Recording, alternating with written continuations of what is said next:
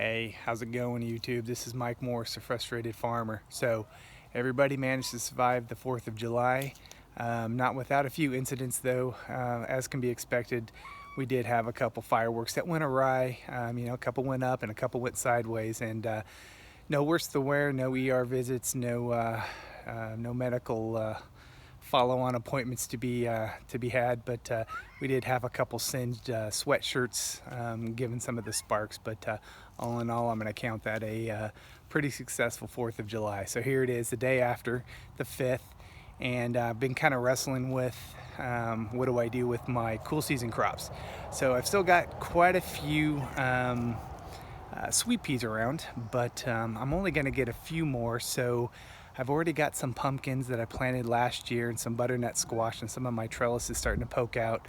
And I think it's probably time that I harvest what I have and go ahead and make room for those summer season crops, and even plant some beans on the poles. So that's what I'm going to do. I'm going to go ahead and harvest. I'm going to show you what I have. I'll cut the video and I'll come back and kind of show you what it looks like on the back end of that. So let's get to it.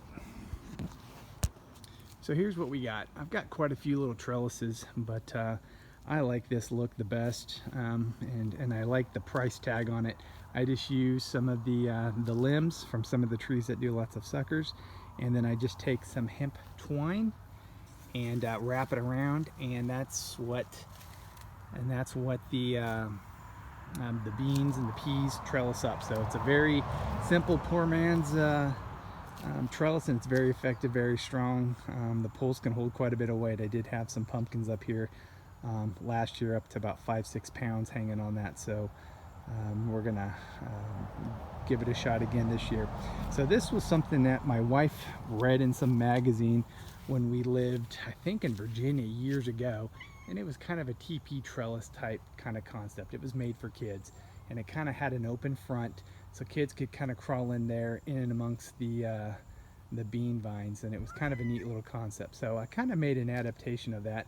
I left it open because I wanted to be able to plant something in the middle, and I did plant some lettuce, which has been harvested, but I did plant some butternut squash in there. As you can see right there in the middle, it's doing great, and it's getting ready to poke out. So it's time to get rid of the peas and give it some room to breathe. Okay, and if you see here, I've got another gourd plant that was from last year, and that's managed to come back on its own. So again, I'm going to take that and try to turn that around and trellis it up the tree. So okay, I'm gonna go ahead and clean up all the vines, harvest what I have, and I'm going to re-trellis some of these pumpkins, and then I'll cut back to the video so you can see the final take of what it looks like. Thank you. Take care. Bye. Back. Got a little sidetracked with dinner, but we did have a good little harvest, a lot more than I was expecting. I should have grabbed a bigger colander. So what you're looking at is a combination of snow peas and sugar snaps. Now, the snow peas I've never grown before, but I will grow from this point forward every single year. Take a look at these. They're quite large. Obviously, I've let them get large. My parents would only eat them small and tender, like in a stir fry.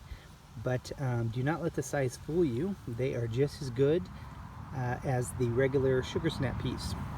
So pleasantly surprised. I thought a lot early on in the season I let a few get too big. I went ahead and tried them anyway, and they were so juicy, tender, and sweet that I let them get big because I don't put them in stir fry. I just eat them straight out of the garden. So that was my experiment this year. I would continue to challenge you in your gardening. You know, if you're not trying something, if you're not experimenting, yeah, that's half the fun. So give it a shot next year. Try a purple potato or a snow pea instead of in addition to your regular peas that you plant. You might be pleasantly surprised. Okay. So here we are to the trellis. I'm pretty bare and naked right now. So again, it's the 5th of July, and a lot of that good nitrogen that was going vertical is now in a clump on the ground. But that's okay, it'll make it into the compost pile and it'll be just fine. But what that's left is a lot of space for the gourds right down here, which I'm not going to be able to trellis that. It wants to grow outside the circle, and anything else is probably going to snap it off. So I'll just let this butternut squash do the trailing.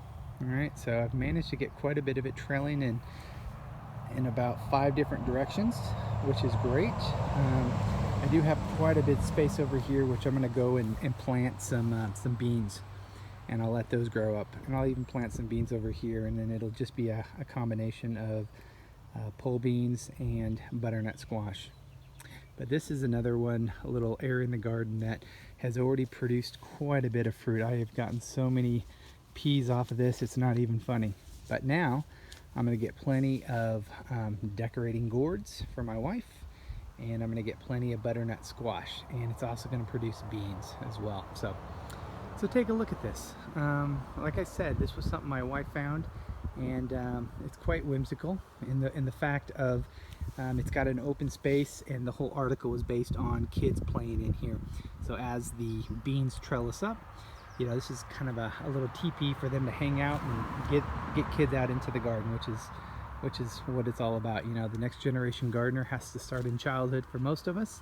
And, you know, kids see what their parents do. They work in the garden, therefore they do it when they get their first house or apartment. And it just is natural. So get the kids out in the garden and build them a little teepee for them to hang out in, okay? Give it a shot. It's not too late. It's only the 5th of July. Plenty of time to take some of those scrap limbs that you put in the compost pile and put them into shape. Tie them up with some twine that you can get at Walmart or Home Depot, and then plant your beans. Let them grow. Okay, YouTube, I hope you've enjoyed this video.